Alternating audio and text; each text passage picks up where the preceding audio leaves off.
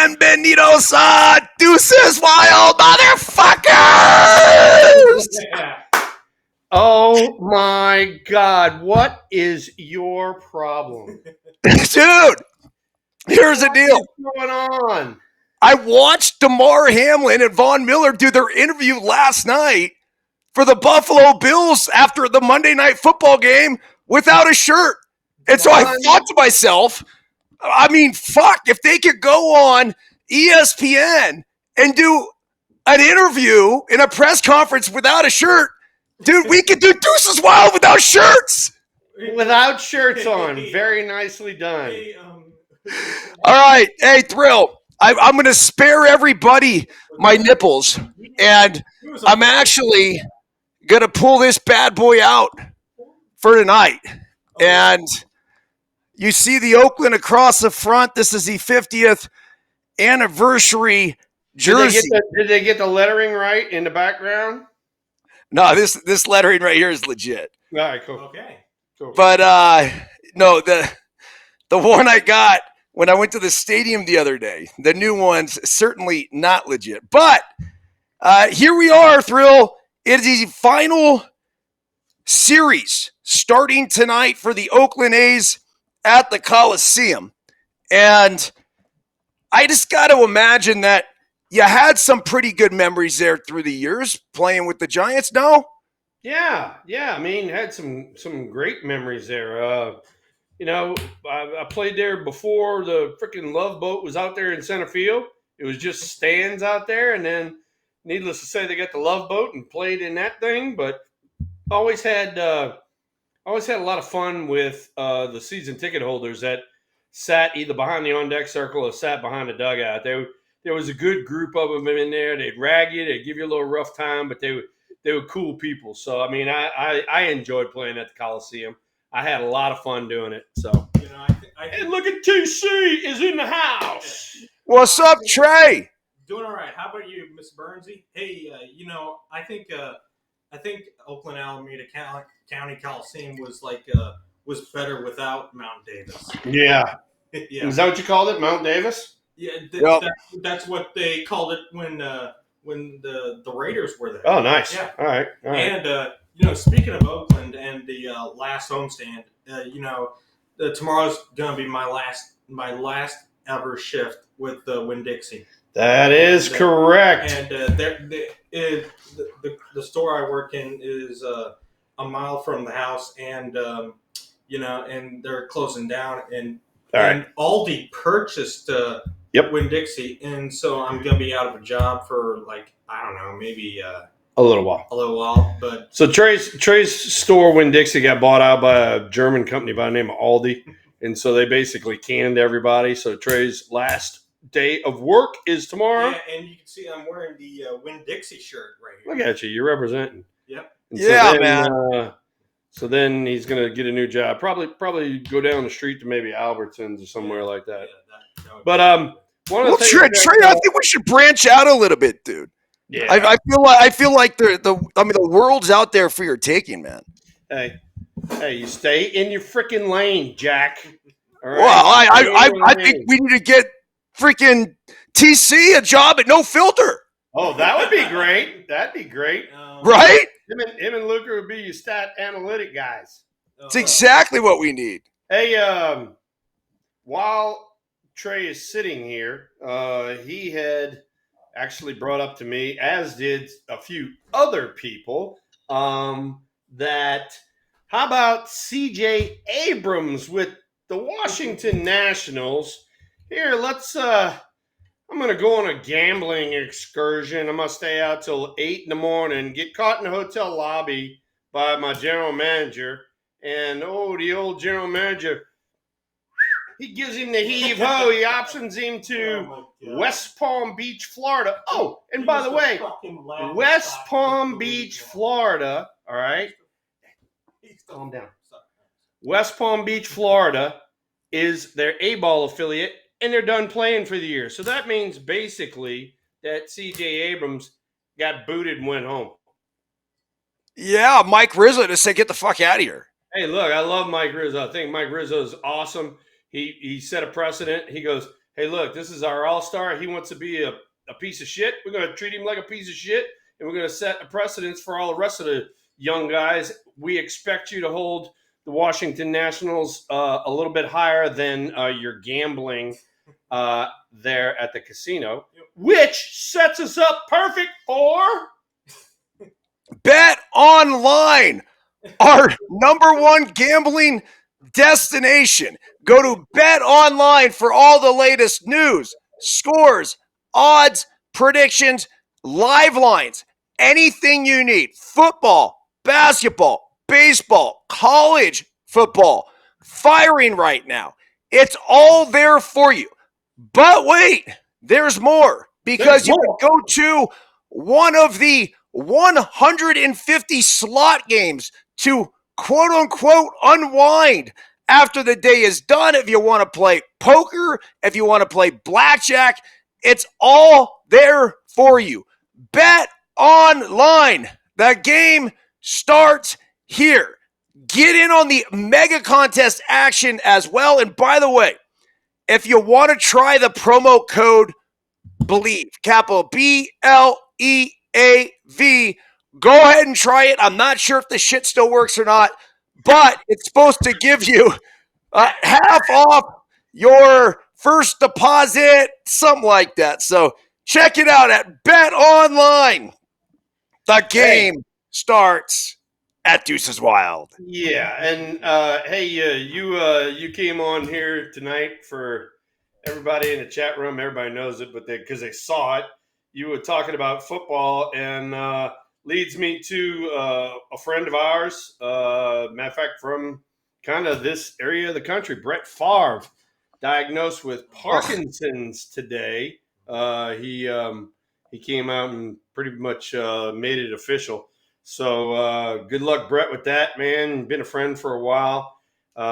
We grew up kind of in the same general vicinity. He was a little bit behind me, but good luck, buddy. Good luck. That sucks, man. But obviously, hopefully he can fight through it. I know a few different people, obviously, with Parkinson's, and some have been able to manage it a lot better than others. I think, what is it? Michael J. Fox, who's had it for all those years, and it can be rough. But hey, man, and then every day we get up on this side of the earth. Oh God, yes, good day. Stay on the right side of the mud. But another thing too, Trey, who just passed? Mercury Morris. Mercury Morris, running back for the 1972 Dolphins. One of the unbelievable running backs to the undefeated Dolphins team. He passed away too. So been a little bit of football stuff that we touched on here. But anyway. But Mercury Morris now can go to his grave knowing that nobody has beat the Dolphins' undefeated record in his lifetime. That's correct. Nobody. There's no way that guy was going to die. I mean, it's, again, so that makes me think a little bit. Is this the year the Buffalo Bills or the Kansas City Chiefs go undefeated, man? Did it take Mercury Morris having to go 6 feet under in order for a team to run the table? I mean, obviously the Patriots did it, but then they lost to the fucking Super Bowl. Yeah, that was exactly. 2007. They did it, but then they didn't finish it off. But anyway, hey, while we're wandering kind of all over the place, as we usually do. Yeah, we usually do. We got to talk about the Giants. They actually went in there to Kansas City and whooped up on them. They beat them 3 in a row, and now Kansas City's lost 7 straight and 8 out of 10, and they are hanging on by a thread to one of the wild card spots over there in the AL. And leading the wild card is one of your and my former teams, Baltimore Orioles, the Big O's. Yeah. So, Thrill, this one right here, I mean, I'm just going to look at it. Let's go over it because we have all sorts of playoff implications happening with the series, this week and then this weekend. The Yankees and the Guardians essentially have clinched the top 2 spots in the American League. And that's a big deal because they don't have to play that best of 3 series as the third division winner and then the wild card teams will have to do. Those will be the 4 teams battling out in a best of 3 with the home field advantage going to the higher seed there. Now, if you look at the 3 wild card teams, it's the O's, it's the Royals, as you mentioned, but ahead of the Royals now are the Detroit fucking Tigers, man. Can you believe that? Come out of nowhere. Can you believe that? Came out of nowhere. And remember how we've said this? We've said this all the time is it's not how you start, it's how you finish. Kansas City is having a rough go of it. They're 2-8 in their last 10. And on the flip side, the Tigers are 8-2. So, I mean, it's how they finish. And they finish in with a flourish, and they're going to wind up being in the postseason for that reason. There are 2 other teams that are on the heels, and that is the Kansas City. You mentioned Kansas City, okay, and they're still in. But it's the Twins who are just a game back, and the Seattle Mariners who are a game and a half back. So this is the real deal, man. This is a great pennant chase. Yeah, no, I mean, it's really good. But we haven't talked about Seattle too much this year. Dude, they started out like gangbusters. They were running away with kind of the West, and they must have fell into a funk because they all of a sudden, they're out of the wild card a game and a half, so they need to get hot here. Thrill. So looking at the American League right now, the Houston Astros are up 4-3 over the Seattle Mariners. That's in Houston. And then the Minnesota Twins, as I mentioned, just a game out at home, losing to the lowly Miami Marlins 4-1 right now. And ironically, you know who's pitching? Blew it. That's his name. Oh, I'm serious. Blew it? Blewett. Blew it. But he's got a 1 fucking ERA, man. Hey, so I'm not sure how much he's blowing. 1 ERA, but he's got a bad name when you go, hey, what's your name? Well, I blew it. Sorry, dude. Sorry. You're a major leaguer. You're a stud. But I gotta get a little laugh in on the name. Sorry, dude. Sorry. We need to come up with an all-name team. Oh God, yes we do. We got to do that for sure. Here, TC, give me something. That's what I'm talking about. Well, a few years ago, and I forget what the clip was, but it had to do with Brad Hand and Mastroboni. And so they were talking about, and the Hand comes in to replace Mastroboni. Like, it was just, it was so over the top. It was broadcasting brilliance is really what it was. I'd have to go back and find the clip, but if you add Blewett in with Mastroboni in Hand, it all seems to flow. That's unbelievable. Hey, I was going through the Giants website before we got on here when everybody was in the chat room and all that, just looking up some stuff. And since he has come back from paternity leave, Matt Chapman's been on fire, dude. No. And he, had a homer and a triple in the same game. I don't know, in back-to-back at-bats or something like that. And it said something about, like, first person to do that since Monty Irvin or something inside the park homer and a triple in the same game last night in Arizona. Right. A terrific effort by, I believe it was McCarthy, the outfielder of the Arizona Diamondbacks. He went slamming into the fucking wall on both of them. And give Chapman some credit. He was on his horse from the get-go. He ends up getting an inside the park homer the first time and then a triple the next. Dude, he's a special player, man. And I don't give a shit because he's not Aaron Judge. He's not a Mike Trout. He's not a crazy superstar that's going to put up gaudy numbers. But he's the guy that's going to be a 750 to 800 OPS guy. He's going to play amazing third base. I mean, we're talking gold glove, platinum glove, third base. And he's just a fucking leader, man. And if you notice lately, He's been rocking the dirt squirrel. And so, oh yeah, I knew you were going to bring that up. Because he's rocking the dirt squirrel, and he looks very similar to you. So I knew you were going to bring that up. Mr. Shirtless Wonder. That's a good-looking motherfucker, man. Yeah.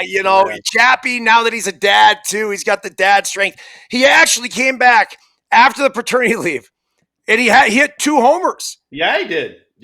And then, he has the inside the Parker and all that. And, while we're there's so many things to talk about with the Giants, okay? So, that was the first all right, wait a second.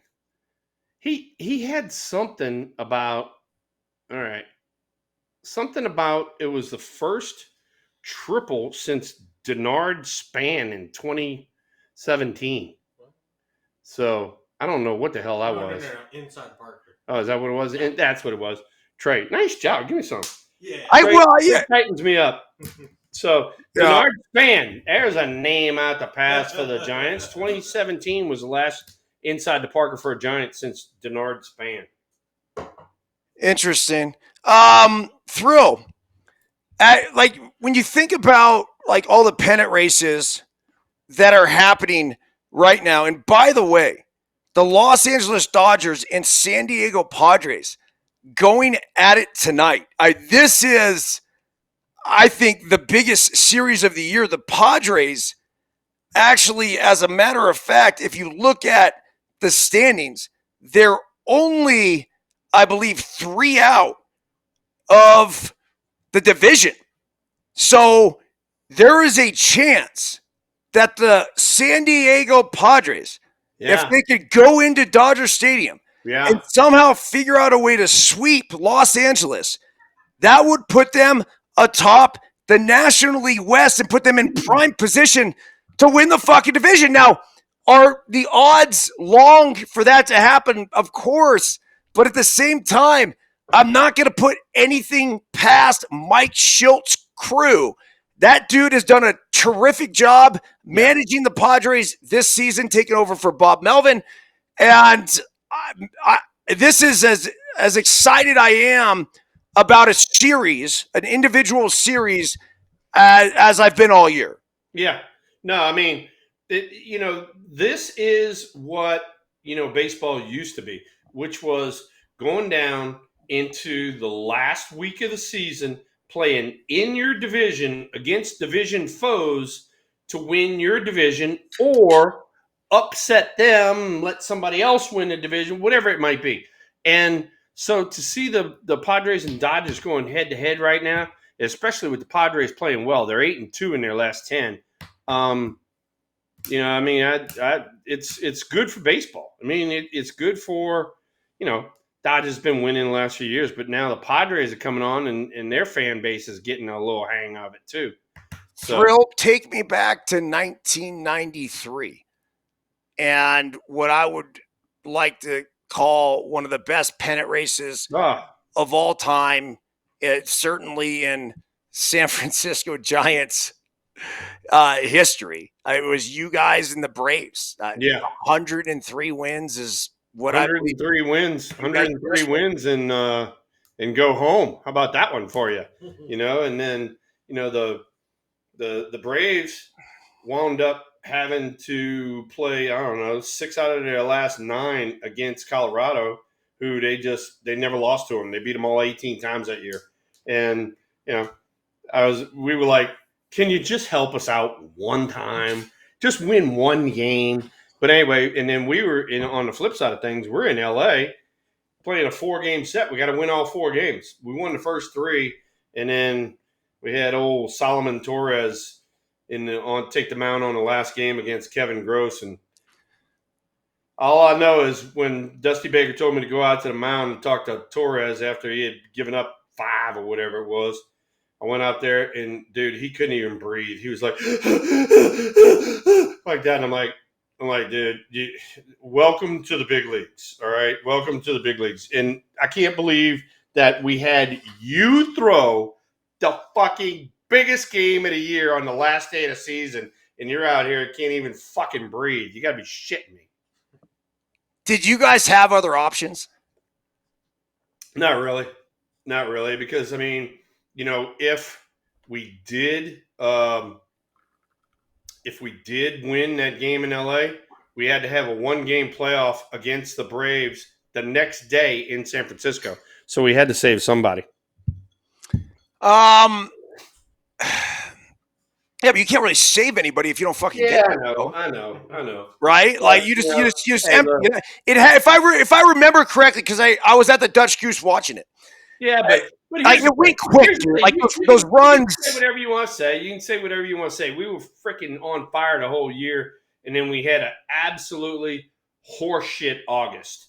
So, I mean, if you look back and you go, hey, if we'd have had a decent August, we'd have been up by 2 or 3 games, 4 or 5 games, whatever it was. We wouldn't have to worry about it. So anyway, but it is what it is. Yeah, but dude, you won 103 fucking games, And and it was a year home. before the wild card. And went home. How about that one? So anyway, I love when you don't want to talk about shit. Like well, you got it, but I know this. I know there's certain times that hits the nerve because that was your last year yeah, with the Giants. Yeah, it's the last year with the Giants. I mean, I'm doing everything I can do, to get us into the playoffs and get us going and all that sort of stuff. And then on the flip side of things, you get the front office that says, "See you later." So it is what it is. So I just, I do my thing, and went to Texas, won 3 out of the 4 years, or excuse me, 3 out of the 5 years while I was there. Won the first ever division championship that the Rangers had ever won, even when they were Washington Senators. And I come back to the Giants, and Brian Sabian told me one day, he goes, he says, I didn't think your elbow was going to hold up, and I was one of the guys that said, we need to get rid of Will and all that. And I go, so how did that treat you since I was in the playoffs 3 out of the next 5 years, and you guys didn't make the playoffs till 2002? How about that for a fucking stupid decision, Brian Sabian? It's frustrating because, especially back then, even more so than now, there was something special about having that one player. And it doesn't have to be 10 players, but you have that one player, maybe 2, that sticks with the team for their entire career. Yeah. Hey, you were that fucking guy. Now, don't get me wrong. Joe Montana was that fucking guy too. Yeah. And he ends up leading the Chiefs to the playoffs, right? Yeah, exactly. Like, stupid fucking motherfucking bitches. Fuck. Stupid. They're stupid. There goes Joe and there goes Thrill. You dumbasses. And so here's the thing. So now check this one out. So, all right. You just sit there and you shake your head. You're like, dude, this wasn't about the money. I told Giants I was going to take a lot less money to stay in San Francisco and stay a Giant. And they wouldn't go for it. So whatever. Was it Morad that did those negotiations? Yeah. Morad did it. Yeah. So how's Jeff doing, man? Have you talked to him at all? No, but hey, look, that's the one thing that, I take pride in. And that because we've talked about it. Everybody in the chat room's blowing it up right now.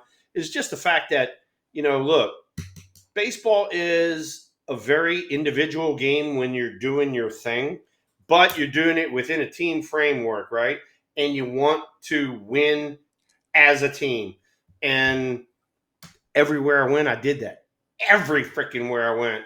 And so it's like, how do you not enjoy a guy like that? How do you not keep a guy like that around? So, they figured it out. And like Big Mike even talked about, I mean, shit, go to the Cardinals. And when I got to the Cardinals, they had lost, I don't even know what it was, 8 out of 10 or whatever. And they had a 6-7 game lead, and it was down to like 1 or 2 games. And I showed up in Montreal, and Tony La Russa said, you've been traveling all day today. I'm going to give you the day off. And I go, motherfucker, I came here to win. I didn't come here to sit on the bench. And so sure enough, he wound up giving me a day off. And what had happened? I wound up coming in the 7th inning, got the game-winning base hit, and then finished up playing first base. The next day, whack homer. Next day, whack homer. It's like, do not take me out the lineup. Just keep putting me in there. Just keep putting the thrill in there.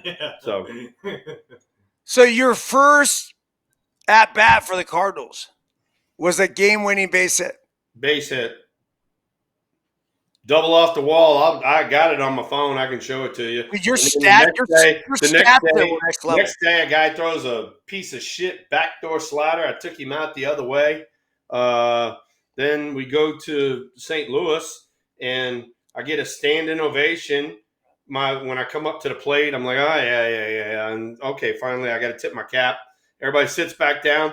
First pitch from Tom Glavine. Whack, homer. Get another standing ovation. And then proceeded to go homer off of John Burkett, homer off of Kevin Millwood. It's like, you brave guys, just keep coming and throwing the shit up there. I keep whacking y'all's ass. That's ironic because Andy Morris, friend of the program, our resident Braves fan, is in the chat room right now. Yeah. I feel the same way about Thrill in the Giants as I do about Murph and the Braves. Never played elsewhere. Did Dale Murphy play elsewhere? I don't remember. You know what?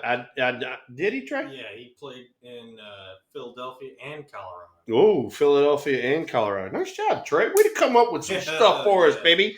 You know what's funny, though? But think about this. Like, I remember, I obviously grew up a Giants fan, and you were my favorite player or whatever. But I remember you as a Ranger. Like, if we had MLB Network and we had all the other shit, dude, I would have just been a Ranger fan. Yeah. I would have just transferred. Fuck you. I'm going to be a Ranger fan because that's where Thrill is. And then you were with the Orioles.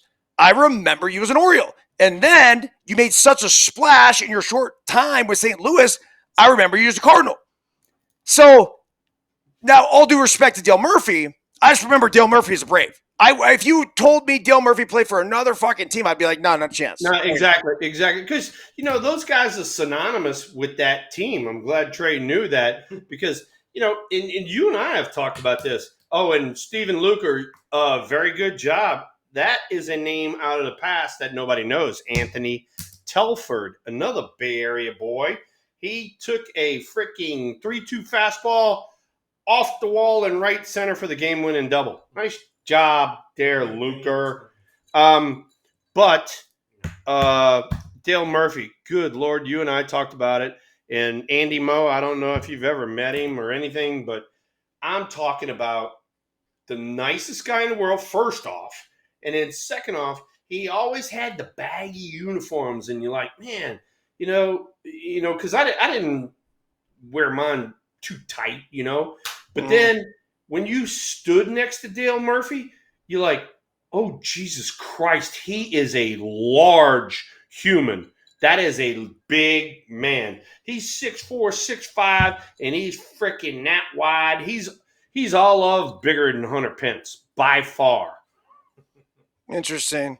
Thrill, so the Giants are playing against the Arizona Diamondbacks. The Diamondbacks are hanging on for dear life in this National League wild card race. We talked about the Padres. They're 3.5 games up on the wild card, so they're going to make the playoffs regardless. They don't necessarily have to win the division. But then it's the Diamondbacks, then it's the Mets, and then it's Andy Morris's Atlanta Braves who are up on the Mets right now. So check this shit out, dude. The Mets and the Braves, if the score holds up, nope, it's final. So I guess they're one if this has been updated. The Mets and unless it just went final. But they're 1 game back of the wild card right now. Right. Well, put it this way. I'm just looking at it right now. Trey's pulling it up. Yep, 5-1. 5-1. Who won? Atlanta won. Yeah. So that means that this computer hasn't updated yet. So that means that Arizona, the Mets, and the Braves all ought to be the same record. They should be. Has it updated yet? Is the only question. Yeah, no, it hasn't updated yet. That's what I'm saying. Or has it? What do we got, Amo? Are we tied or are they one back? What's great? Look, we're on No Filter Network right now. We're live. We're active. We got people in the knock room.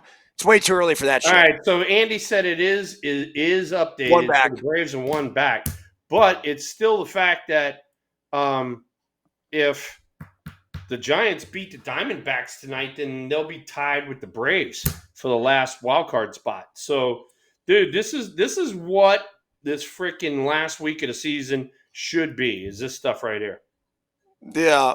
Let's see. If the Giants beat the Diamondbacks tonight, well, they would be a half game. The Braves would be a half game. But the Braves are right there. They're playing good baseball. No. Yeah. Yeah, you're right. It'd be a half game. It'd be a half game. Yeah, you're right. Hey, Thrill. But still, it's still a fact that I mean, you got balls to the wall the last week of the season, which is how it's supposed to be. That's exactly how it's supposed to be. It is not supposed to be the San Francisco Giants playing the freaking St. Louis Cardinals to end the season. They should be playing the Diamondbacks, the Padres, the in the division, of course, yeah. It should be in your division to win this division or the wild card. Can you regale us with the time that you guys won the division? Yes. And I believe it was 1987. And you go on to KTVU live. Oh, yes. Gary Clark, ladies and gentlemen. Had a very emotional release of energy that forever endeared you to the San Francisco Giants fans. What happened? Who was talking to you? How many had you slugged down before you talked about it? And was it that point in your life that you knew one day you were going to be on No Filter Network? How about that one for you? We can go back 30 years ago, 35 years ago, bring up shit from back then. But no, that was we had won, in San Diego. We clinched a division, and I didn't know it at the time, and I don't think some of my teammates knew it, was the fact that this is the first time that the cameras, when they were in the clubhouse, they were live. It wasn't tape delayed. Everything else was always taped, and then you had to edit it and put it on there and all that. And so, but this was live, and it was Gary Park, and he came up to me, and I had already pounded probably 2 or 3 beers, and then I'm shaking champagne all over the place. I'm going crazy, and I remember he said, "You're over-modulating," and I go, "What?" He goes, "You're over-modulating," and I can't believe I didn't say it. What the fuck are you talking about, over-modulating, Gary? You fucking fake tan motherfucker. Shut up. You're in my fucking office. But anyway, so I went off and had a lot of fun, screamed and yelled, shook champagne all over there. And then the Giants came up to me the next day and said, you have to do a public apology because, and so I had to come out and do a public apology saying, hey, I'm sorry I was acting a fool and all that. And every freaking letter to the editor that weekend was like, hell with it. We've been waiting on somebody to show some emotion for the Giants. So, hell, we love Will Clark. And so it went from being the Giants thinking it was a pain in the ass to actually being a good thing. So, and I don't care, because look, when we're in the clubhouse, when we freaking spend 162 games out there, as you well know, and you freaking win a championship, fucking ace. Enjoy it, dude. Enjoy it. Hey, when I was with St. Louis, he was 5 years old. I got him in the clubhouse and shooting champagne and beer on him, letting him enjoy it too while he's 5 years old. So it was Gary Radnish who you were talking to? Was that it? Gary Park. Gary Park. Okay. Yeah, Radnish. Bro, yeah, who gives a shit? It doesn't matter who the fuck you're talking to. It's obsolete. Yeah. I will tell you that, that was a moment in my childhood where I remember where I was. I remember watching it at home on the brand new big screen TV that Pops just brought home. Like that Yeah, was there you a go. big moment. I There thought you it go. was the coolest thing ever. Like ever. So Hey. it's when you see emotion, you know what's funny, dude? It was a lot of that was inspiration for what we do now. And even when I talk to you, I'm like, Thrill, bro, you have some of the best stories I've ever heard. And I learned this when we had that opportunity to speak together at the Reno golf thing. Yeah. But then you take that even further. It's like, nah, not only does this dude have great stories, but he has fucking knowledge of the game and the techniques of the game and knows the history of the game and has a ton of value to add and share, in my opinion. And that's why Deuces Wild fucking started. And I knew you weren't afraid to say fuck every now and again. Love it. Love it. So Love good. it. So Hey, good. you know, we got off on the Giants, this run that they've been on here lately, winning, it's probably, I don't know, 5 or 6 in a row, something like that. I've been waiting on this all year long. And, if you can get on a few of these rolls over the course of the year, that's when you make up ground on everybody. And you and I have talked about this. One of the things that I have been very interested to see, and I think it was Joel Thompson had brought it up earlier, was talking about Luciano. They sent Luciano back down and effectively ended his year, but they're finally going to make him an outfielder. All right. This is something that has been talked about for, I don't know, 3 years now. And why they keep wanting this guy to be an infielder is beyond me. I mean, he doesn't get it. All right. That's first off. Second off, he panics when the ball comes to him. And third off, I mean, if you're an infielder, and especially a middle infielder, you ought to know where you're going. We blew 2 cutoffs and relays on the homestand before where he's completely out of position. I'm like, where the fuck is he going? That's just routine stuff that a shortstop, second baseman know. And so anyway, so now he's going to be evidently groomed to be an outfielder. But I'm just giving him a little heads up because, look, I've been around Luciano for 4 or 5 years now. All right? I'm giving you a heads up, son. You better fucking rake. All right? If you move into the outfield, you better fucking hit. You have not hit your whole freaking minor league career. And on top of that, you haven't played a full year because you've always been hurt. You better come back next year and you better fucking rake. That's my only words to Mr. Luciano. Other than that, I love you. I'm in your corner, but you better fucking hit. You got to hit, man. There's no other way to put it. You got to hit. Outfield's easy. Outfield's so much fun, especially if you're an infielder going outfield and you're an athlete. You're gonna love the outfield. I tell guys. All right. Okay. So we're gonna compare 2 guys. All right. We're gonna compare Mr. Luciano, who has been having a little rough go of it. We just talked about it. All right. Look, I've been around him for years. I'm a fan. I want him to do well because I want the San Francisco Giants to do well. But son, you got to pick it up. Then you go to the flip side of things. Trey and I were just looking online, right? Mm-hmm. Who is this guy that I'm talking about? Bryce Eldridge. Bryce Eldridge. 19-year-old. 19-year-old. Legit. You got it. You got it. First baseman, right? Yeah. Okay. Trey and I have seen him twice this year, okay, in Eugene, Oregon, and then also San Jose, California. And I've worked with him around first base. He has gone from San Jose to Eugene to Richmond. Now he's in Sacramento. Come on. He's going to finish up the year in Sacramento. Then he's going to the Arizona Fall League. And in about, I don't know, today's 24th, so 2 weeks, I'm going to have to fly into Arizona because the Giants want me working with him around the first base bag to polish him up.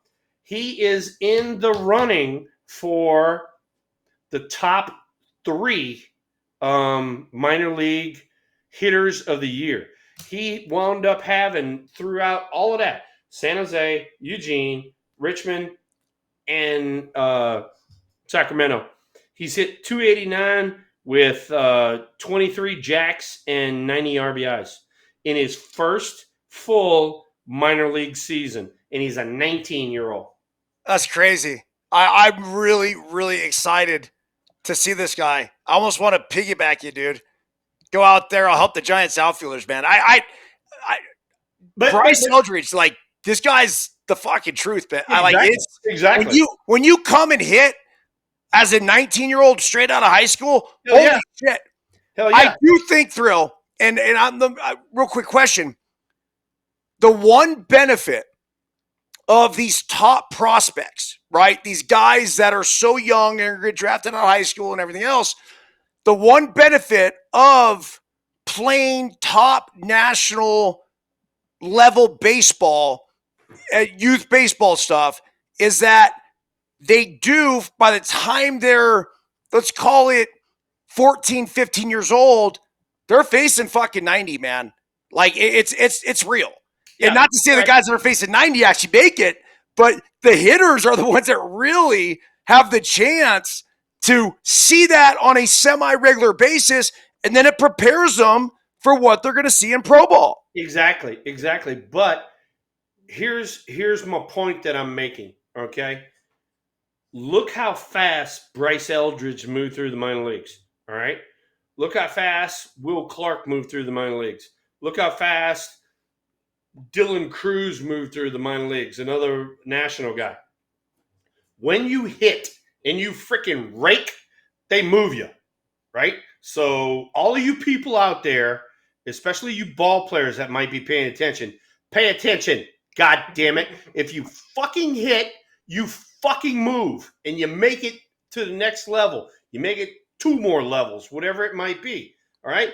Bryce Eldridge is knocking on the door of the major leagues because he's out there raking as a 19-year-old. This is his first year playing a full season, having to deal with being tired, not having to play. He's playing every day, which they don't do in high school. He's having to play against 90-plus every day, which they don't do in high school. And the kid has made an unbelievable adjustment. Now, I'm coming in there to tighten his ass up around first base bag, because if Bob Melvin and them give him a shot next year, dude, he's going to play. He's going to play at first base. He's going to play at first base, and they're going to say, big boy, fucking hit. And other than that, we need to tighten him up defensively. Other than that, dude, he is a major leaguer without a shadow of doubt. Without a shadow of doubt. I'm telling you that right now. He's a major leaguer. He needs to polish up some of the other stuff, but then here we go. Of course. So, Thrill, something interesting that happened today. We went to the batting cage, Biscuit and I did. And we normally will go through a routine where we do soft toss, top hand, bottom hand, 2-hand, 5-ball drill, fire up the quick twitch. And normally we will then just go to the iron mic. And at that point, I'll let them go, say 20 to 40, take about 10, stop it, take another 10, stop it, whatever. Then I'll let them get some left-handed hacks in the middle and then finish back right-handed. Well, today we decided that we were going to use the hack attack machine. Now, the hack attack are the 3-spin wheels, and this is not a junior hack attack, which still fires bullets, but it's this big full-size thing. It throws nasty curveballs, but the one thing about the hack attack is you could fire it up to legitimately 100 miles per hour. So at the end, we put this thing on 102. I have a video of it. And I go, son, you want to be a fucking big leaguer? You want to step it up? And, bro, it took him a minute, but after 8 to 10 balls, bang, ding, foul balls essentially off to the right, barely touching it. But at least he touched it. At least he's touching it. And he finally, after, I don't know, maybe 20 or 30, fucking pieced one to right field. And I'm like, awesome. Awesome, awesome, awesome. Because There you go. essentially, dude, I will tell everybody until I'm blue in the face, that's how I became a big leaguer. When I was 13 years old, the same age as Colton is now, I fired Iron Mike up to as fast as it could throw, probably maybe 90? And I got about 40 feet away from that bitch and just gum.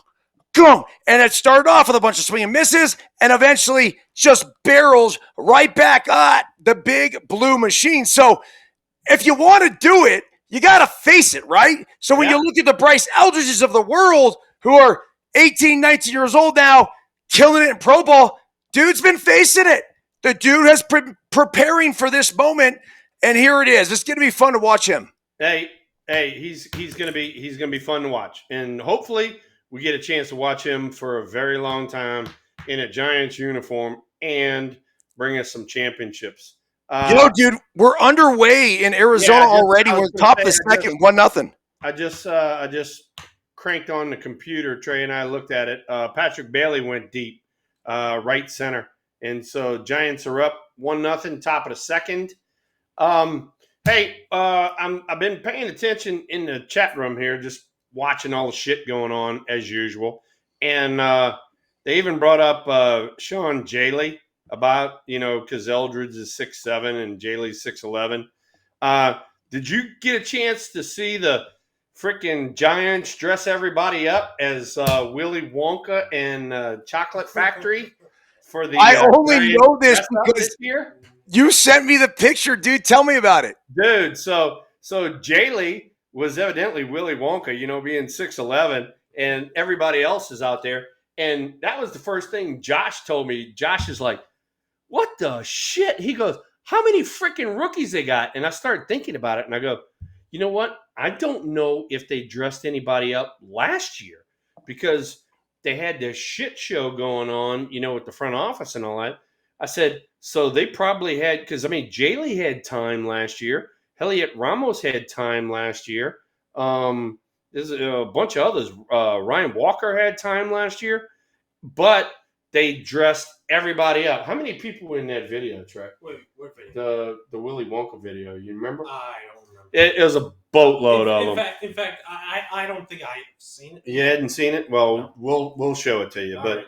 But anyway, so the Giants dressed up, a boatload of them. I thought it was great. They had the Willy Wonka.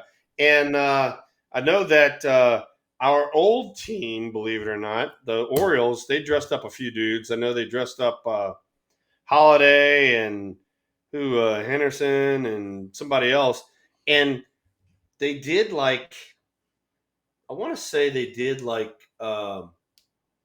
female type stuff, like as in Dorothy from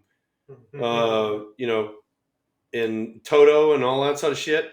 And they were catching hell on the East Coast about dressing people up because, stepping on people's toes. I'm like, hey, look, baseball's baseball. Everybody's gonna get dressed up. Just suck it up. There ain't no rules being broke. We're just freaking dressing people up. Thrilled. What sort of dress-up shenanigans or rookie hazing did you, number one, deal with as a rookie, and then number two, implement as a veteran? Oh, here we go. Heather came on there. Jackson Holiday was Wendy. Somebody else was Peter Pan. Colton Cowser was Tinkerbell. Yeah, so they dressed him up. I'm like, great, this is freaking awesome. That's the way it's supposed to be right there. So the question you're asking me was like hazing or just me getting call it hazing, call whatever you want. I don't give a shit about hazing. I don't think that's part of it. It was part of it. Hey. I don't think it's a terrible word, right? No, it's looked upon as horrific now, but I'm like, oh my God. Fuck, dude, that's initiation. Yeah, it's freaking initiation. We had initiation in high school, we had initiation in college, now we got initiation in pro ball. And these freaking morons. They're like, oh, it's crimes against nature. Nah, I'm fucking getting dressed up in bell-bottom pants. I look like fucking John Travolta. I got dead goldfish in the heels of my goddamn shoes. It's like, nah, this is stupid shit. It ain't no crimes against nature. So when you were a rookie, did you have to dress up? Was that it? Oh, that was it. So they went to a place. It's in Atlanta. Mo, it's in your hometown. So it was called Friedman's, and dude, they'd take you in the freaking back, and there was shit from the like 60s and 70s and shit. And so I had these god awful, I mean, terrible plaid pants that back then I was probably, I don't know, a 30, 32 waist, and they got me at 26, so I couldn't even button it, right? I had to just zip it up. My freaking jelly roll was hanging out. And then they got me, it was about 3 inches too short. Then they got me a pair of platform shoes, and the platform shoes had clear heels, and it had water and a dead goldfish in the bottom of the clear heels. And so every time I'd walk, it'd go, heesh, heesh, heesh, heesh. It was squishing around in there. Then I had some sort of John Travolta big freaking collared shirt. It was a mess, but we had a good time with it.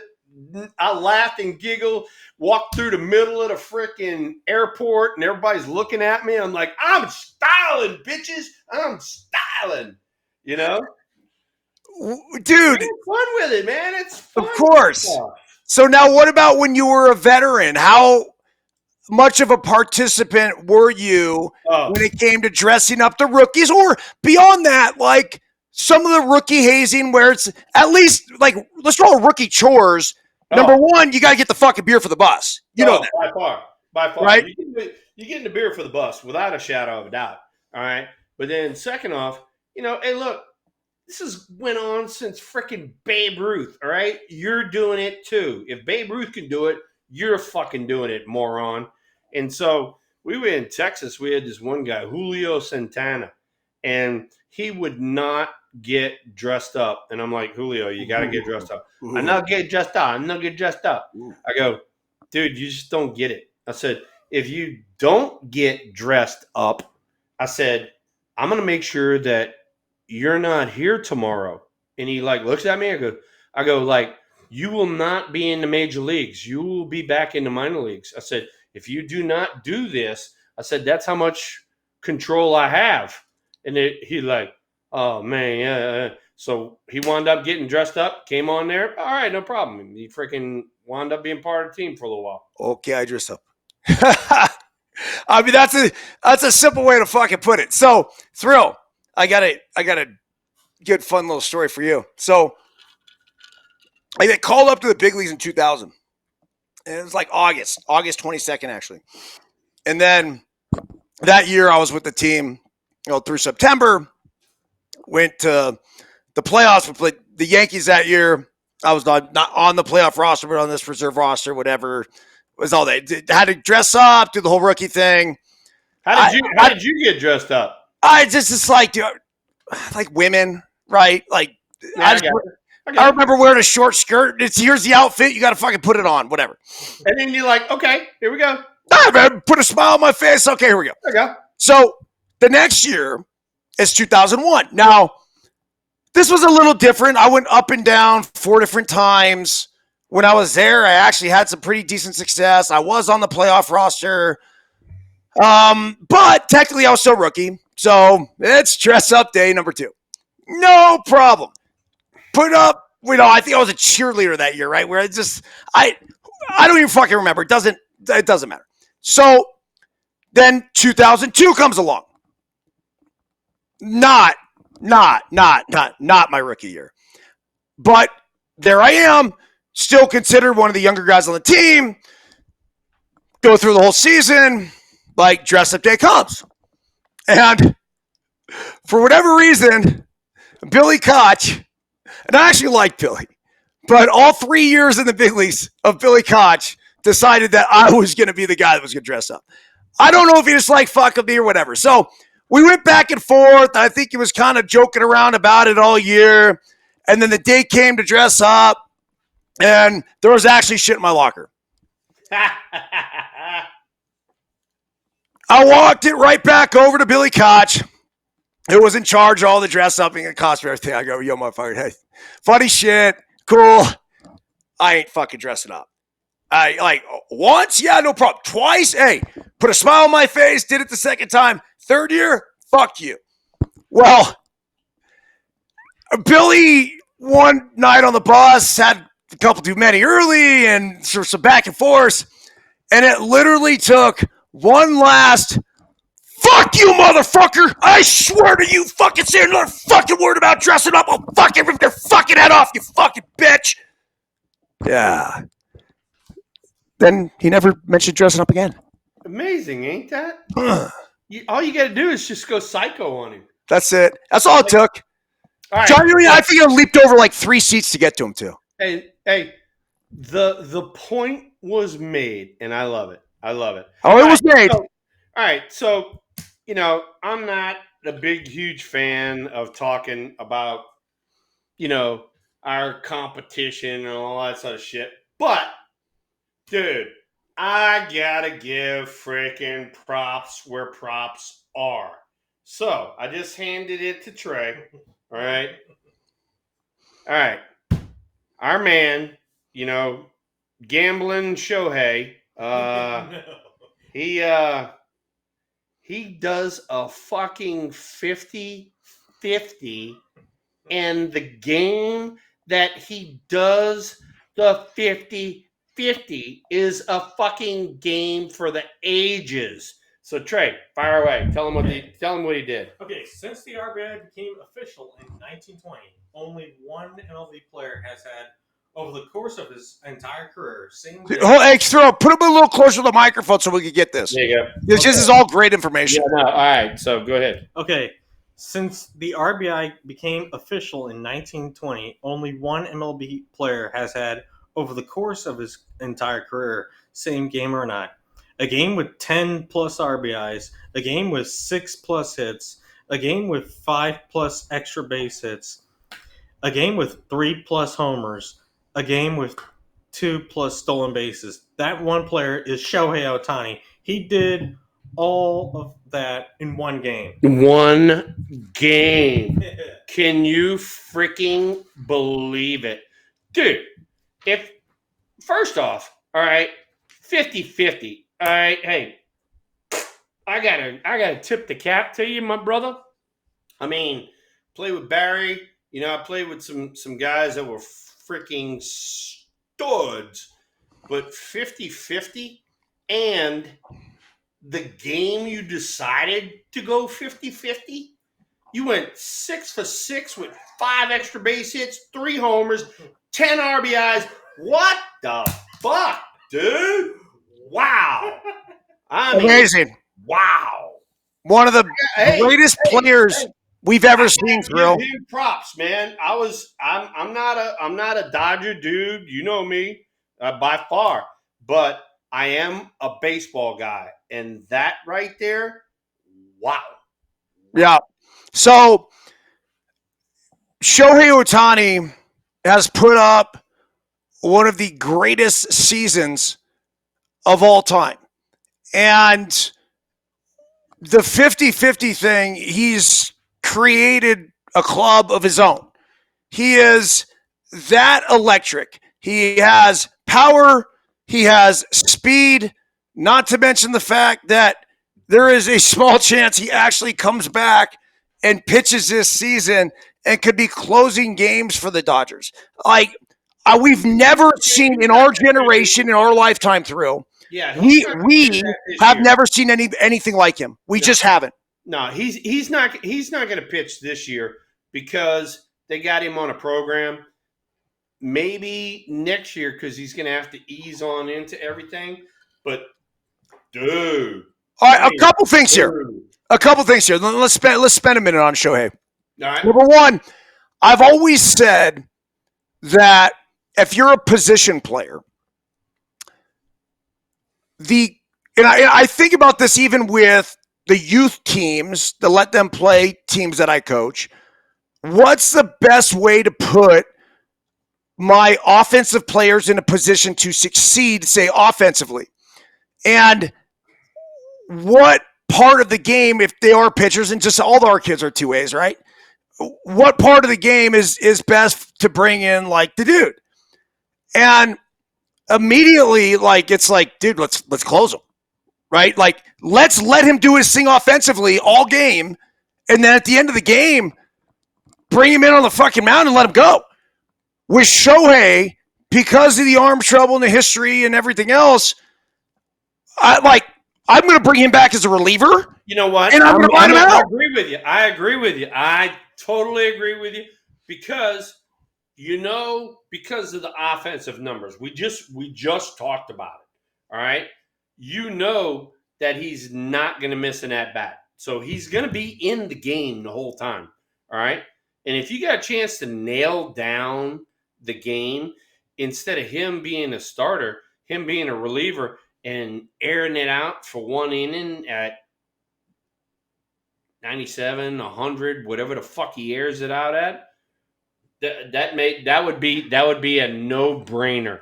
That would be a no-brainer. If he wants to do the two-way thing, that's the way to go. Do you think there's something starter? Don't make him a starter. Don't freaking tag. Dude, starters, they're on different routines, man. Huh? They're on different routines, and not to mention the fact that I just think being a starting pitcher, it's a lot more stress overall on your body, just your body in general. And I think there's something to the fact that Shohei Ohtani this year is having his greatest offensive year when he's not pitching. Makes sense? No, totally agree. Totally agree. But here's the thing. He's not pitching. If he does pitch, limit him to one inning. And then that way it narrows his focus. He can freaking air it out for one inning and he's good. All right, Thrill. So here becomes the big question. We know we haven't seen anything like Shohei Ohtani in our lifetimes. We just haven't. Yeah. Babe Ruth is the closest thing when it comes to the pitching and hitting thing. Yeah. When it comes to all-time great players, where would Shohei Ohtani fit on your list? What do you think? What do you think? Oh my gosh. I mean, that's pretty unbelievable, huh? Yeah. First ever 50-50 guy, right? Yeah. Okay.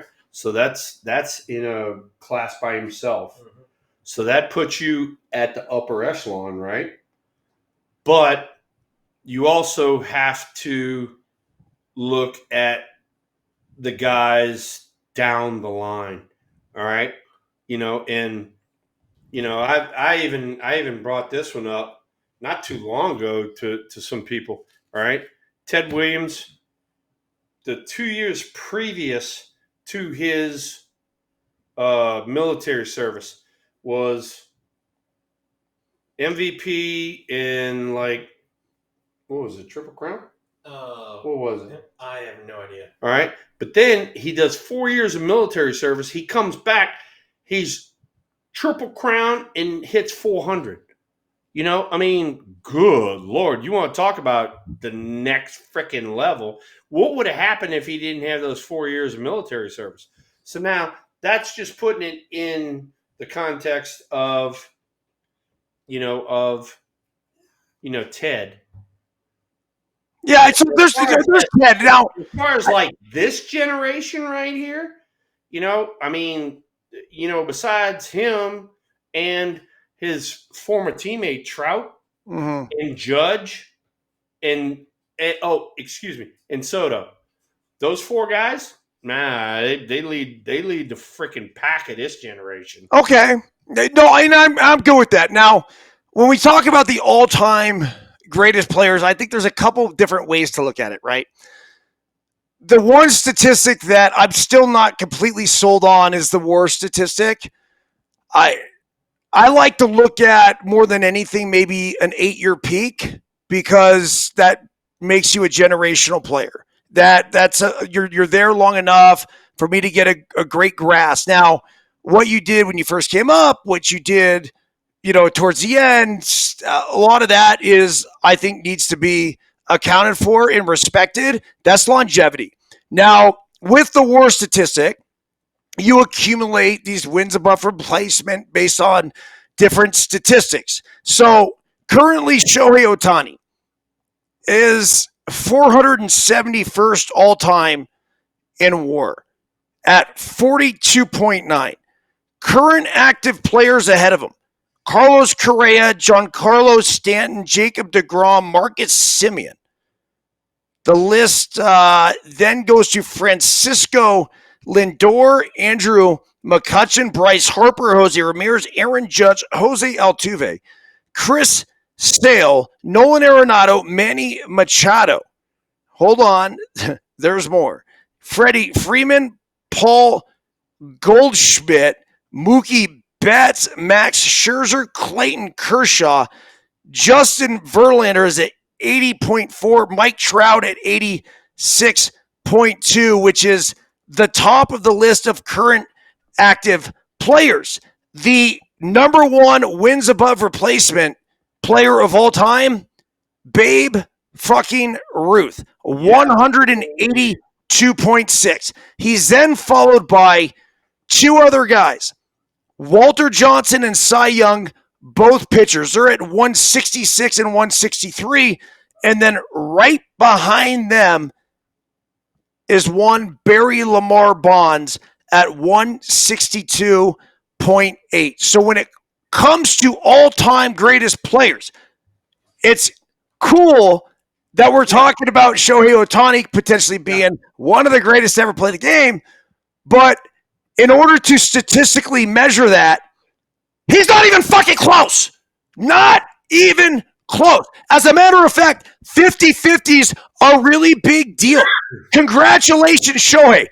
But there is a guy named Barry Bonds that went 500. There is another guy. Oh, wait, hold on a second. His name's Barry Bonds, too. That was 400. There's only one member of the 500 club. You know who it is? Barry fucking Bonds. There's only one member of the 400 club. It's Barry fucking Bonds. 400. So before we crown this guy as, the greatest player in the fucking history of baseball, shut the fuck up. Hey, I don't want to hear it. Hey, he's having this year, he's having the 11th best season. The 11th best season that Barry Bonds had. The 11th. I'm just telling you this right now, all right? All I did was just bring up the one game. The one game that he became 50-50. This game. And we celebrated him. Unbelievable, all right? Hey, look, I played with Barry. I know how fucking good he was, all right? And on top of that, let's take a moment to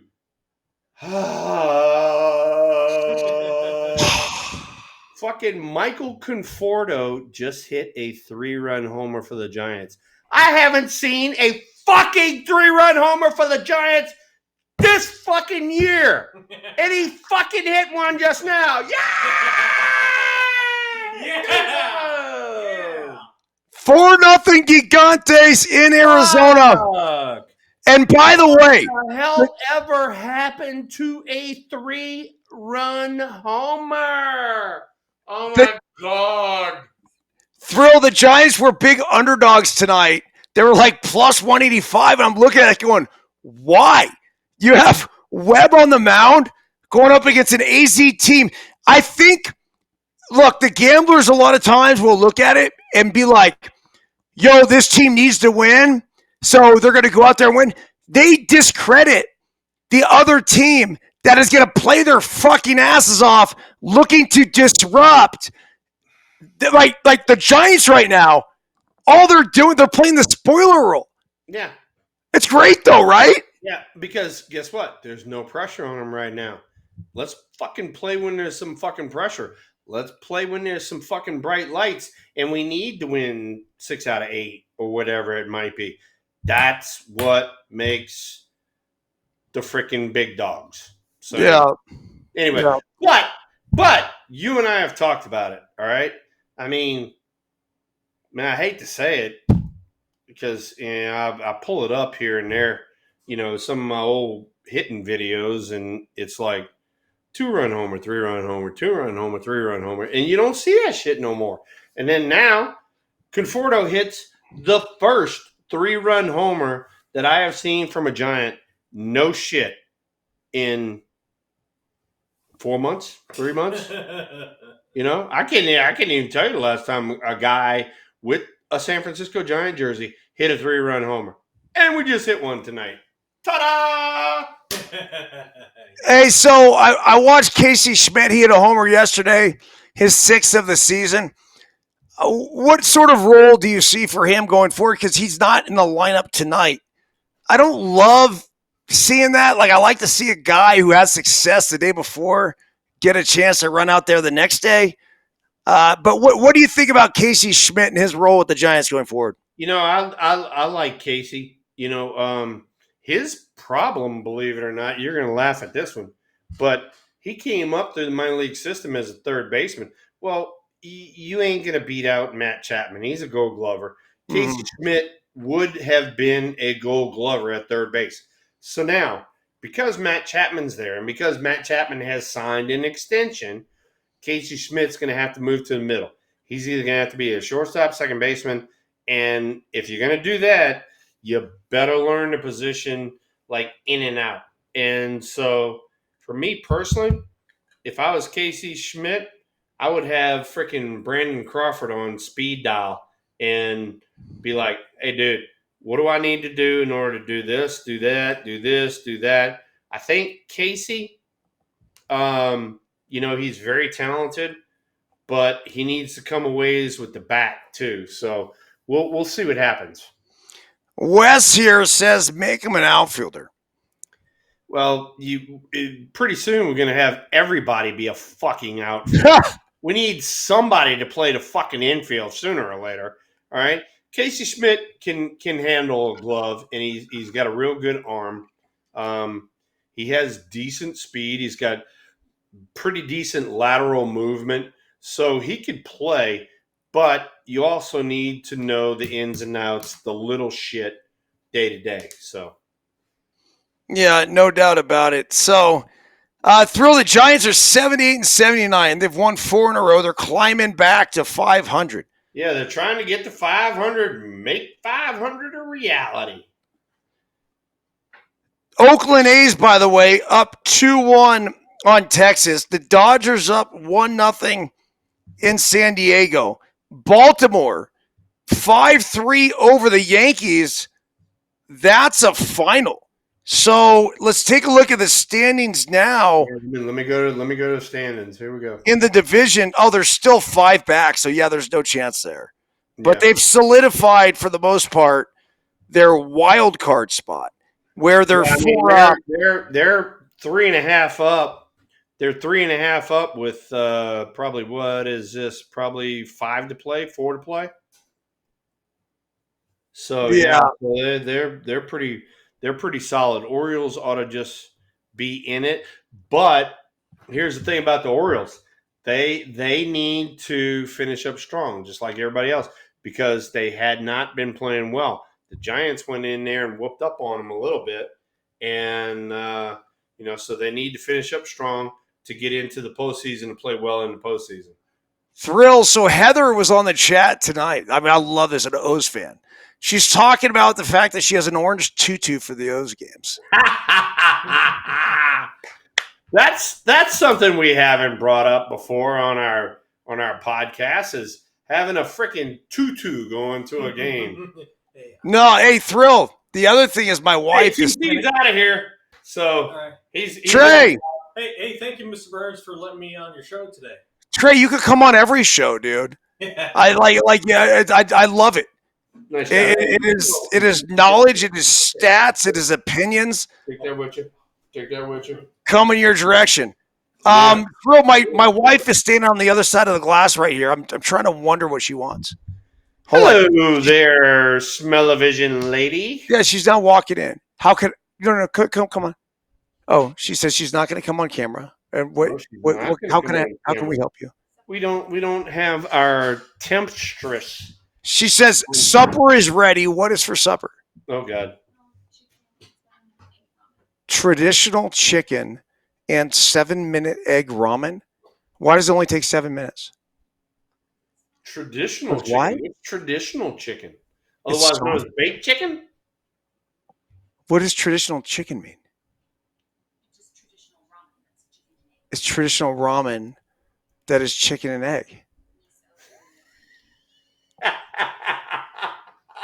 I mean, does it pair well with the tequila that I've been drinking? Yeah, there you go. Okay. Sissy small fry request. Give me Hey, 5 minutes because I told Trey to grab a chair and he came back with a fucking step stool. So, all right, whatever. So, watch this. Thrill, like, we're going to empty the bucket. We've had 3 knockers tonight. Of course. Don't put fucking Mike and Jason in them fucking. Oh, it's not even Mike and Jason. It starts with Luker. Luker! What up, Luke? My man. So, my man with the plan. Look at you, Luke. You got a freaking beard working. Look at you go. Yeah, EB, your former manager has Parkinson's. Which one is it? My former manager. Whoa. You talking about EB or you talking about me? EB. Oh, EB. One of my former managers has Parkinson's. Which one is it? I mean, this is He played for the Tigers and Dodgers. Oh, it's Kurt Gibson. He wasn't my manager, but Gibby is one of my favorite coaches that I've ever had in my entire life. And just a fucking warrior in every sense of the word. A true baseball guy. He's still doing games with the Tigers, so I think he's got a pretty decent grip on it. Every now and again, I'll send him a photo of me wearing his jersey because I actually will wear it to dinner, like just random shit. Like, it's not even hanging up here because I have it down there. It's just got like a nice fit. So I like to wear it with some jeans and I roll out at night with a Kurt Gibson jersey. And every time I do that, I take a selfie and send it to Gibby. He's a fucking champion, one of the baddest motherfuckers to ever play the game. Thrill, your thoughts on Kurt Gibson? I can tell you one thing. There were a lot of guys that came down the first base line and you had no idea where they were. You couldn't hear them. You could hear fucking Kurt Gibson. I mean, the whole time he's running, he's like, and so you knew exactly where he was at all times. Amo, what's up, dude? You're wearing an A's hat right now. I'm loving it, Amo. Yeah, I had to rock the A's hat for you, EB. Thank you, dude. It's emotional. It really is. Like, I don't want to overdo it, and I've made a couple of videos about it, and I went to Oakland last week, and I had the whole, ceremony or whatever, but like it was my chance to say goodbye. But it's sad, dude. It really is. But I see the Brave shirt and a huge fucking win tonight by Atlanta, and we know, Amo, you're a diehard Giants fan right now because they're beating the Diamondbacks. Listen, I tell you what, man, the Giants are pulling their weight, and I'm loving it right now. Thrill brought up some nostalgia. Hate to bring it up again for his sake from the 93 season, but, that's a Giants team that could have won a World Series. There's no doubt about it. Yeah. And but, man, I tell you what, they're helping my Bravos out right now, no doubt about it. Very, very excited for the possibility of getting into the playoffs not as a division champ, but as a wild card team. That's a path that it seems, for whatever the reason, under this new format, has been the better path for a lot of teams. We've seen division champs sit for 5 days and then get eliminated. So and that's the thing. That's the thing, Amo. People. It's almost like this time of the year. It's better off if you come in as a wild card and you play every day, and you keep that edge. Keep the routine. Yeah, why not? Yeah. But yeah, hey, EB, listen, I've been, those of you that obviously don't know, I've been sending EB stuff on Instagram, cool little tidbits that I've seen on the Coliseum and the A's. And listen, so it was obviously a Bay Area news report that I sent you today, EB, and the sportscaster did a phenomenal job expressing the emotion and frustration of what I would assume all A's fans are going through right now. But definitely, I had to rock this hat. So the reason I own this hat is because Eric Byrnes, man, just obviously, I saw that third baseline diving catch all those years ago, and I was like, dude, I love that guy. And that's what got me on EB. Just that one play right there. So I've had this hat for a few years, and need to get a 22 jersey to go along with it. But I am rocking a player tee of a former Oakland A, Matt Olson. So there you go. Oh, There you go.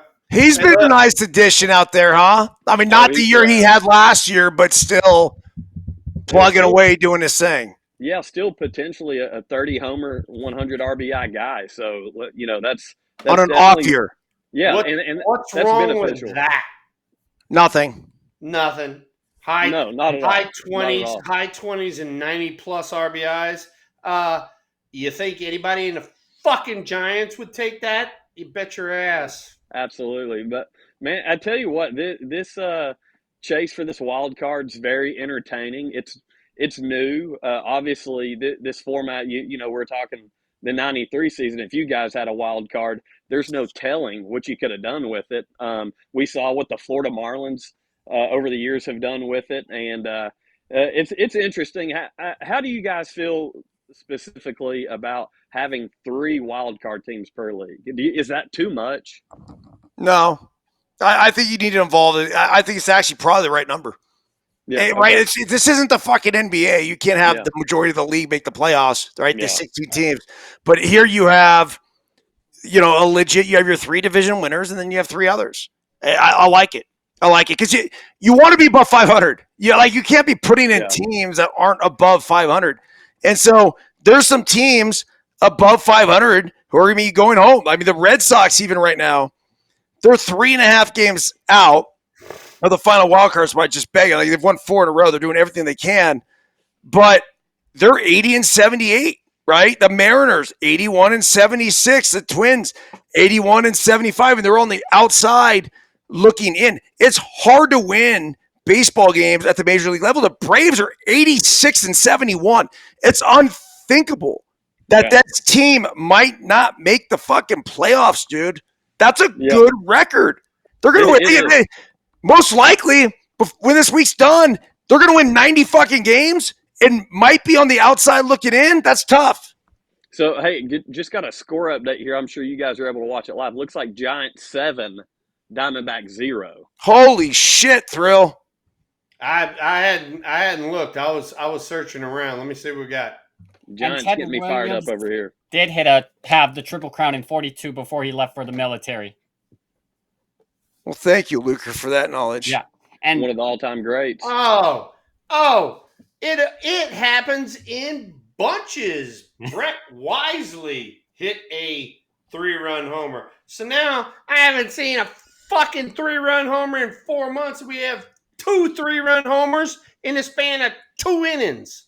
Hey, someone's paying attention to Thrill. Christ They said almighty. Thrill likes these. We need to keep dishing them out. Yeah. Fuck.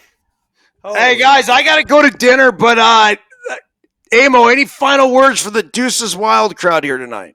I'm going to change the pace from Braves and playoffs to you were talking Ohtani. I'd made a post on one of the No Filter Instagram posts several days ago. At any other point in time in Major League Baseball history, if these accusations of the gambling were to arise, this guy's not playing baseball right now. Robert Manfred, not a fan of him personally. I think piece of shit. Yeah, exactly. Don't get me started on the All-Star game in 21. By the way, Braves won a World Series in 21 with 88 wins in the regular season. So hoping for more of that. But as far as Ohtani goes, it's hard to argue with what he's putting together and doing on the field. Correct. And when he's able to pitch, when he's healthy, unbelievable, phenomenal. But like I said, any other period in Major League Baseball history, the guy's not playing baseball right now with such strong accusations of the gambling issues, and Robert Manfred doing what he does best and pleasing people, catering to the LA market, and covering it up for him. Well, look, dude, it's interesting. I have no idea. I can't comment on it. We know Ipe was heavily involved in this shit, and we also do know this, that Bet Online is our title sponsor, the #1 online gambling destination. For all the news, scores, odds, and predictions, go to Bet Online. Put in the promo code BLEAV, capital BLEAV,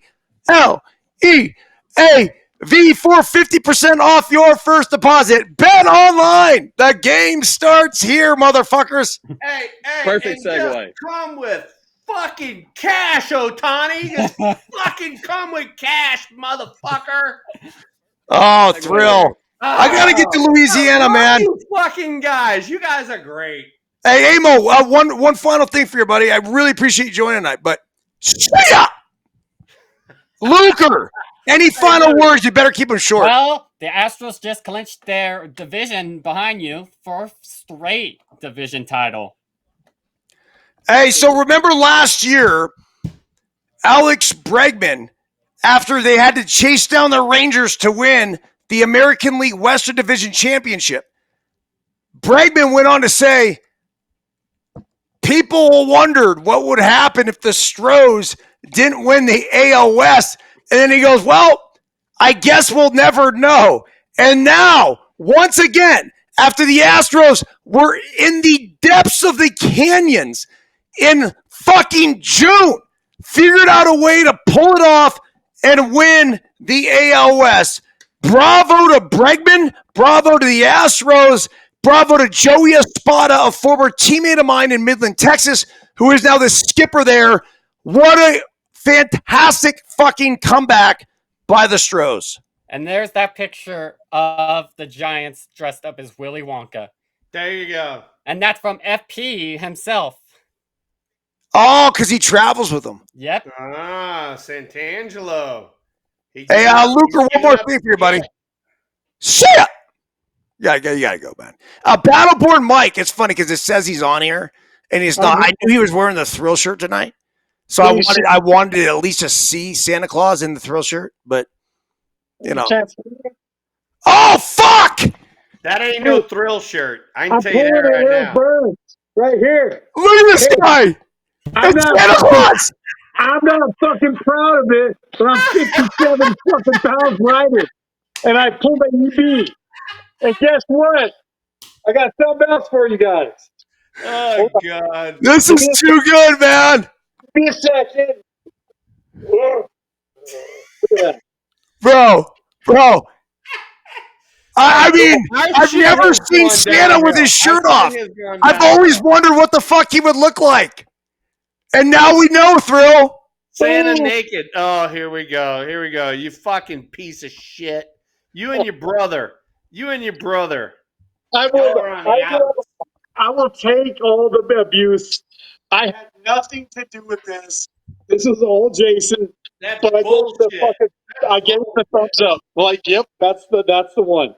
Dude, Battleborn, that upper upholstery that he's sporting on that, I don't know why he shies away from it, dude.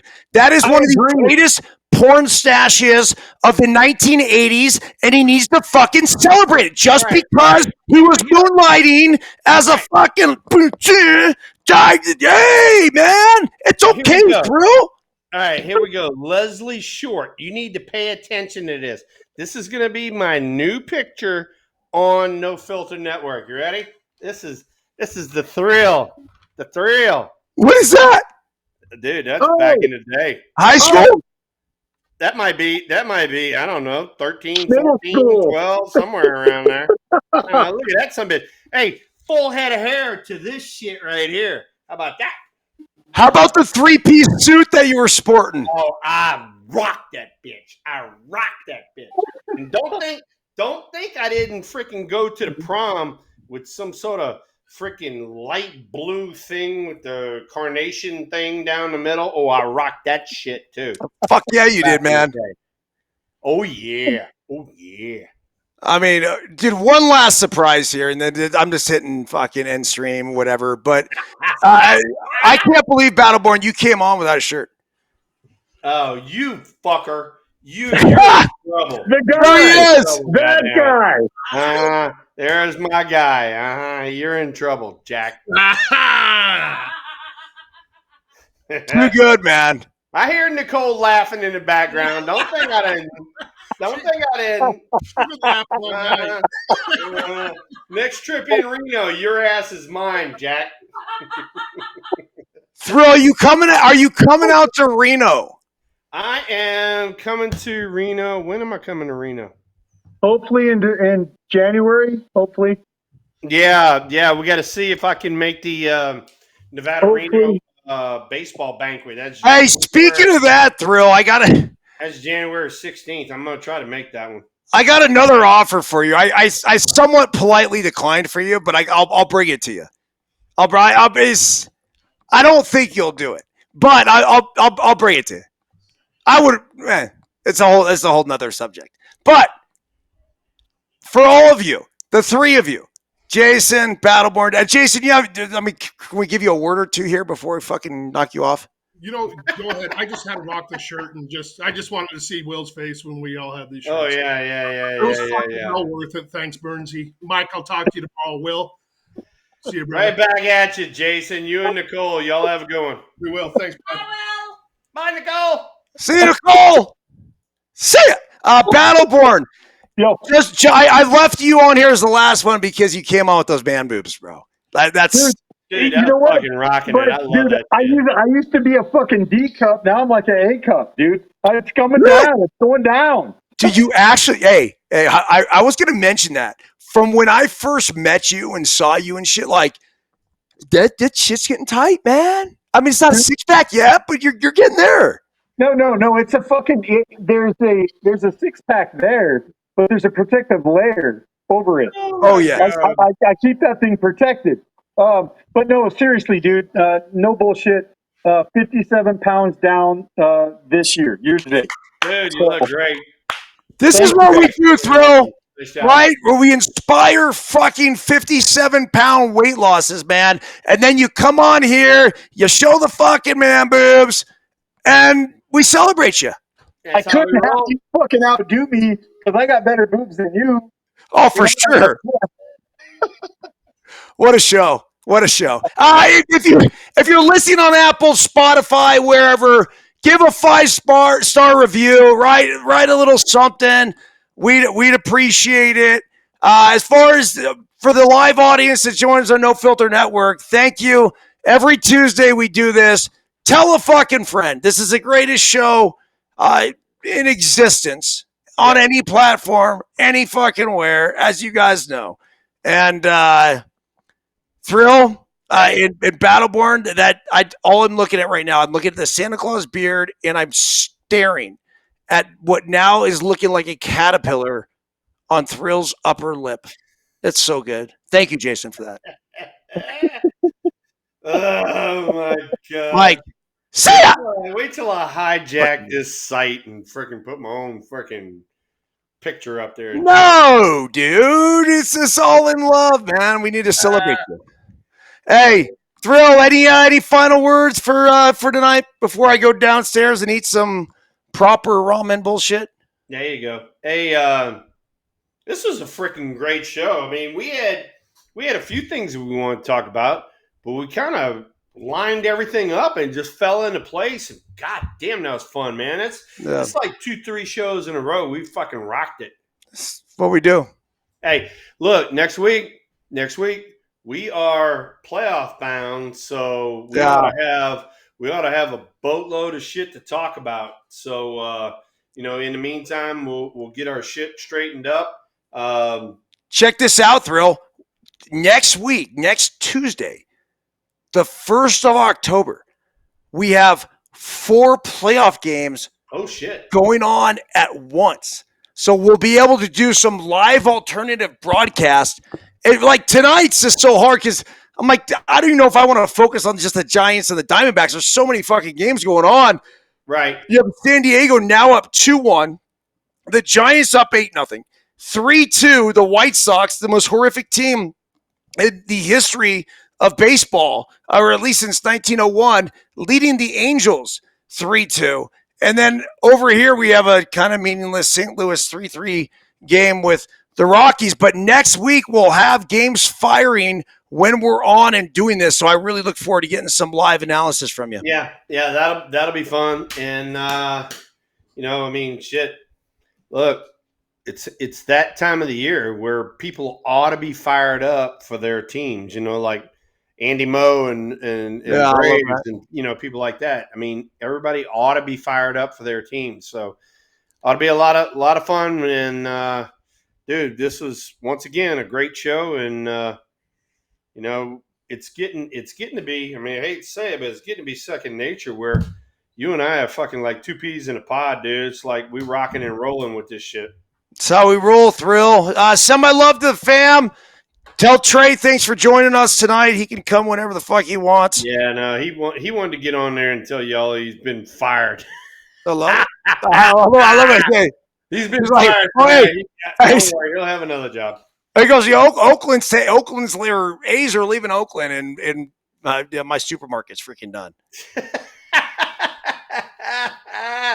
I worked there for 7 years, and the bitches fired me. Oh, fuck. That's too good. Trey, we love you. You're going to find another job. Per aspera ad astra is the Latin phrase that means through hardship to the stars. Trust me, you'll be grateful for this one. That is right. Hey, for the Thrill and the EB, everybody in the chat room, y'all were firing it up tonight. Thank you. Nice job, and see ya!